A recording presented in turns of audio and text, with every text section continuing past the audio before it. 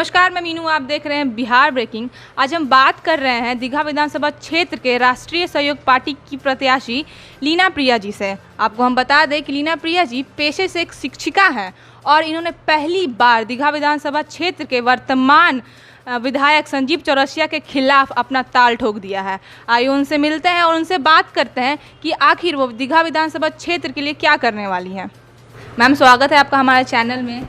Thank you ma'am, आपसे मेरा पहला सवाल ये होगा कि आप पेशे से एक शिक्षिका हैं, एक समाज सेविका हैं, तो अब आप पहली बार जो है अपना पॉलिटिक्स में करियर बनाने जा रही हैं, तो ऐसा क्यों कर रही हैं आप? मतलब समाज सेविका से सीधा पॉलिटिक्स, ऐसा क्यों? क्योंकि मैं परिवर्तन चाहती हूँ और परिवर्तन सिर्फ शिक्षा के क्षेत्र में ही नहीं, हर जगह ज़रूरी है और यहाँ बिहार में तो बहुत ही ज़रूरी है। बिहार परिवर्तन चाहती है और बिहार के लोग भी चाहते हैं, जो कि बहुत ज़रूरी है और इसलिए मुझे राजनीति में आना पड़ा है। अच्छा, आपके हिसाब से मैम सब दीघा विधानसभा की मूल समस्याएं क्या हैं? बहुत सारी समस्याएं हैं। मूल समस्याओं की अगर हम बात करें तो सबसे पहले मैं अगर लेती हूँ तो सड़क है, उसके बाद अगर नारी सशक्तिकरण है और शिक्षा है और भी बहुत सारी, जैसे बहुत सारी लोगों का जो लड़कियां अभी जो वोट डालना चाहती हैं उनका वोटर आईडी कार्ड नहीं बना है, राशन कार्ड नहीं मिला है बहुत सारे लोगों को, बहुत सारे लोगों के पास सरकार की सुविधाएं नहीं पहुंच रही हैं, जिसके लिए एक अच्छा माध्यम और एक सुयोग्य उम्मीदवार का होना बहुत ज़रूरी है। और इसलिए मैं मेरी पार्टी की तरफ से, राष्ट्रीय सहयोग पार्टी की तरफ से लीना प्रिया 181 दीघा विधानसभा क्षेत्र के लिए उम्मीदवार घोषित हुई हूँ। मैम, आपके अगेंस्ट में जो है और भी बहुत सारे ऐसे लोग हैं जो खड़े हुए हैं, आप ही को जनता, मतलब आप ही क्यों प्रिय रहेंगी जनता के लिए? बिल्कुल रहूँगी और मैं प्रिय हूँ भी एक शिक्षिका के रूप में अपने बच्चों के बीच में। और मैं चाहती हूँ कि मैं अपने काम के प्रति हमेशा ईमानदारी से करूं, अपना काम मैं ईमानदारी से करूं और मेरे काम के चलते मैं लोगों के बीच लोकप्रिय रहूं, ना कि नाम के चलते और ना कि पैसों के चलते और ना ही किसी भी बड़े लोगों के नाम का ठप्पा के चलते। लोग मुझे मेरे नाम से और मेरे काम से जाने, बस मैं यही चाहती हूँ। अगर आप जीत जाती तो सबसे पहला काम आप क्या करेंगी दीघा विधानसभा के लिए? मैं सबसे पहले जो काम करूँगी वो है सड़क, जहाँ से हम लोगों को सोचना पड़ता है कि किस ओर से जाएं कि हम लोग ना गिरे। आप सड़क पे चले जाइए, कहीं भी आप सड़क जो है वो चलने की स्थिति में लोग चल नहीं पाएंगे उस पर अच्छे से। लोगों को कहीं दीवार पकड़ना पड़ता है, कहीं पॉल पकड़ना पड़ता है, ये मैं बार बार कह रही हूँ। और एक तरह का नर्क बना हुआ है। अगर एक दिन भी बारिश हो जाती है तो बहुत गंदी स्थिति हो जाती है, जिसके चलते हम लोग अभी भी आप चले जाइए, कहीं भी चले जाइए, राजीव नगर चले जाइए, पटेल नगर चले जाइए, बहुत ही ख़राब स्थिति है। 25 साल से तो मैं अपना ही रोड देख रही हूँ।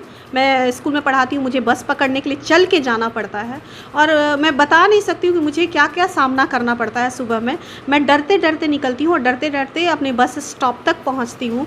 और मुझे लगता है कि सबसे पहला काम अगर मैं करूँगी तो ये जो घर के बाहर का हम लोगों का, सिर्फ दीघा विधानसभा क्षेत्र में और भी लोगों को नल भी नहीं है, जल भी नहीं है, बहुत सारे लोगों को पानी की असुविधाएं हैं, पानी नहीं मिल रहा है, राशन कार्ड नहीं मिल रहा है जिससे राशन मिले। तो अभी आप देख सकते हैं कि कोरोना में सब कुछ बंद था, जिससे बहुत लोगों की नौकरी चली गई है। जो लोग अपना ठेला लगा करके या जो लोग अपना कुछ भी कमा कर रिक्शा चला के खाते थे, उन लोगों का रोज़गार छीन गया है लगभग। तो वो उन लोगों के लिए मैं कुछ करूँगी। बहुत सारी बातें जो मैं घूमती हूँ तो सामने आई हैं, जैसे कि बहुत सारे लोग जो हैं क्या करते हैं कि जो ठेला लगाने, जो गरीब जनता है उनके पास जाते हैं और 100-150 रुपया लेते हैं कि आपका वोटर आईडी कार्ड बनवा देंगे, तो आपका ये पेपर बनवा देंगे, तो हम लोग इस पार्टी से आए हैं, आपको इतना पैसा मिलेगा। तो ये सबसे पहले मैं बंद करूँगी। मैम, आप युवाओं के लिए और युवतियों के लिए क्या कीजिएगा? युवाओं के लिए, युवतियों के लिए एक ऐसा संगठन बनाऊंगी जहाँ पे वो लोग अपना आकर के अपना योगदान देंगे और वहाँ पे वो लोग बताएंगे कि समाज को हम कैसे सुव्यवस्थित कर सकते हैं, कैसे हम लोग उसके लिए, क्योंकि उन लोगों के पास एक नया नज़रिया है, तो उन नज़रियों का मैं अच्छे से सदुपयोग करूँगी। और यही नहीं, जो रिटायरमेंट ले चुके हैं, जो रिटायर हो चुके हैं, बहुत सारे लोगों को, उनको आइडियाज़ हैं। सिस्टम नहीं है हमारे यहाँ जो भी हो रहा है, हमारे यहाँ कोई सिस्टम नहीं है। सब कुछ बिना सिस्टम के बन रहा है, बिना सिस्टम का लागू हो रहा है, जिसके पास जो जैसा आ रहा है वैसे करते जा रहा है। तो एक सिस्टम बनाऊंगी और सिस्टम में काम करने का कोशिश करूंगी, और उसमें मैं उन युवतियों को और युवकों को और जो भी हमारे यंगस्टर्स हैं उनको लगाऊंगी। उनका जो ऊर्जा, अथाह ऊर्जा, उनके अंदर असीम ऊर्जा है, उनका मैं चाहूँगी कि वो लोग उसमें अपना सहयोग करें मुझे। मैम, युवा और युवतियों के बारे में आप बात कर रही हैं, तो आपका जो संगठन है उसमें युवाओं को कैसे फ़ायदा मिलेगा? उनका मेजर फ़ायदा क्या होगा उसमें जाकर? वो ऐसा क्या होगा कि वो जाकर आपके ही ना संगठन में जाकर जुड़ें? संगठन, चूँकि ये मेरा कोई व्यक्तिगत नहीं होगा, संगठन ये समाज के लिए होगा जो मैं तैयार करूँगी, बनाऊँगी जो भी।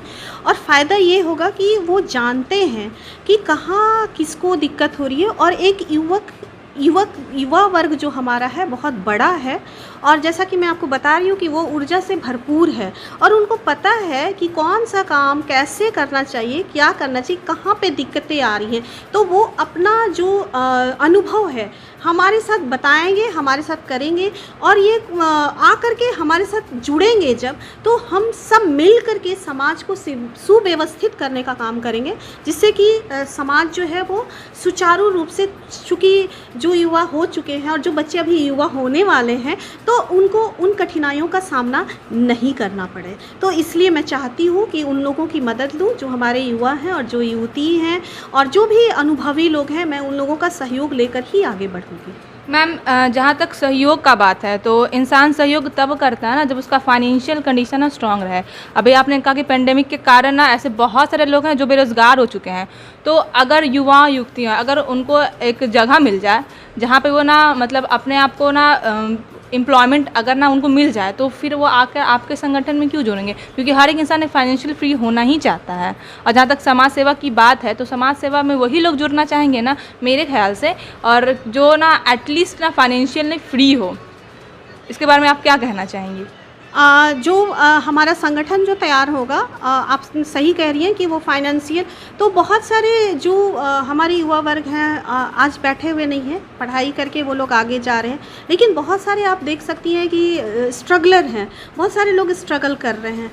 तो मैं उनका पूरा समय नहीं लूँगी, मैं चाहूँगी कि वो अपना जो नौकरी कर रहे हैं, रोज़गार कर रहे हैं, जो भी कर रहे हैं, लेकिन वो अपना कुछ समय, जो लोग 1 घंटा 2 घंटा या फिर उनके जो बहुमूल्य सुझाव हैं वो तो हमें दे सकते हैं, तो उसका मैं उपयोग करूँगी। मैं उनका 24 घंटा या 12 घंटा नहीं मांग रही हूँ, लेकिन जो उनका है। अच्छा, कुछ लोग जो चाहते हैं कि बदलाव आए, परिवर्तन आए, तो जब एक रास्ता, जब स्थितियाँ जब सुधरेंगी और जब हम एक रास्ता तय कर लेंगे और उस पर चल पड़ेंगे, तो परिस्थितियाँ खुद ब खुद बदलने लगेंगी, और हो सकता है कि उसमें बहुत बड़ा परिवर्तन आए, और हो सकता है कि हम एक कॉल सेंटर के रूप में काम करें बिहार में, है ना। तो उसमें युवाओं को भी रोज़गार मिलेगा, युवतियों को भी रोज़गार मिलेगा, और जो हमारे अनुभवी हैं वो अपना अनुभव भी बांट सकेंगे, ताकि समाज का अच्छे से सुचारू रूप से हम सब व्यवस्थित कर सकें, उसको चला सकें, लोगों के हित में कार्य हो, है ना। तो इसके लिए हम लोग ऐसा प्लान कर रहे हैं। मैम, जहाँ आप बात परिवर्तन का कर रही हैं, तो मेरा आपसे एक छोटा सवाल है। मैं आपको नेगेटिव नहीं कर रही पॉलिटिक्स से, लेकिन अगर हमें ना समाज में परिवर्तन करना है, तो ये क्या ज़रूरी है कि सत्ता में रहकर ही हम अपने समाज की सेवा कर सकें? देखिए, ये ज़रूरी नहीं है, मैं समाज सेवा कर चुकी हूँ और दे भी चुकी हूँ, लेकिन जब बात हक की होती है और अधिकार की होती है, तो अगर मैं किसी के लिए कोई भी काम अगर लेके जाती हूँ, जैसे राशन कार्ड नहीं है, नल नहीं है, जल नहीं है, खाने के लिए नहीं है, तो ये सब किसको, आखिर हम टैक्स देते हैं, रोड बनाने के लिए देते हैं, बहुत सारी व्यवस्थाओं को जो है व्यवस्थित करने के लिए देते हैं। तो ये सब जो है आप सत्ता में ही रह के, जब आपको अधिकार होगा कि आप जाके हाहाकार मचा सके या लड़ सके सरकार से, तभी आप कर सकते हैं। और ये मुझे तभी मिलेगा जब मुझे लोग वोट देंगे और मुझे संसद में स्थान मिलेगा, विधानसभा में मुझे स्थान मिलेगा, और मैं जीत कर आऊँगी, और तभी मैं हाहाकार मचा सकती हूँ किसी काम के लिए, उनके अधिकार के लिए, उनके हक के लिए। बहुत बहुत धन्यवाद मैडम, आपने अपना कीमती वक्त हमें दिया। ये थी लीना प्रिया जी, और आपने इनकी विचारधारा देखा कि इन्होंने विधानसभा क्षेत्र के बारे में क्या सोचा और कैसे इन्होंने इसके बारे में ना विकास करेंगी। ऐसी तमाम खबरों से रूबरू होने के लिए देखते रहिए बिहार ब्रेकिंग। धन्यवाद।